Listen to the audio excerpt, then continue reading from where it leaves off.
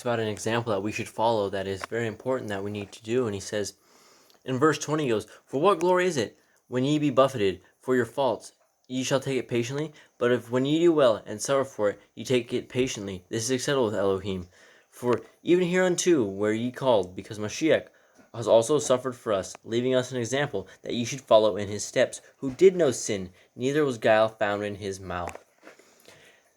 So he says he did no sin. And why would he say he did no sin if the Torah was done away with? Because the Torah was still intact, and it still should be. It still should be followed today. It still should be kept, because he did no sin. He died for us.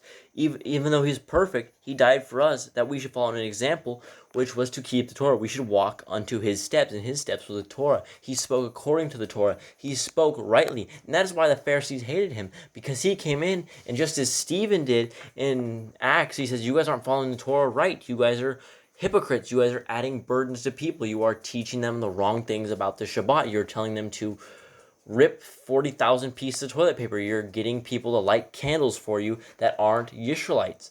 And that's what he was telling them. They were wrong. And that's why he hated them, because he told them they were doing against the Torah. It wasn't because he did against the Torah that they stoned him, or that they crucified him. It was because he told them they were doing wrong. And Peter here says that we need to continue on in those steps, that we need to continue on in the Torah. And that is why it's important that we read our Bibles and understand it clearly, what it means, and we understand it as a book that we can learn from, that we understand that it still applies to us today, and not something that is history and something that we should just take and throw away the next day and leave dust on our Bibles.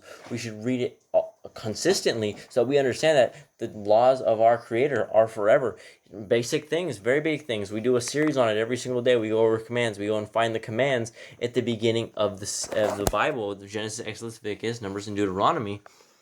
And he says he did no sin, neither was guile found in his mouth. He didn't speak evil. He had no sin. He never broke the Torah, but he still died so that we could walk it as an example, as he did, so we can do our best to act like he did, because there was nobody back in that day. All the prophets were murdered.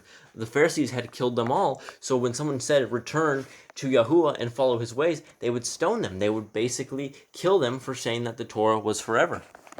So I hope that, guys, helps anyone out that is confused and what that means, that he had no sin, that we should walk in his steps. Shalom, and we will see you tomorrow.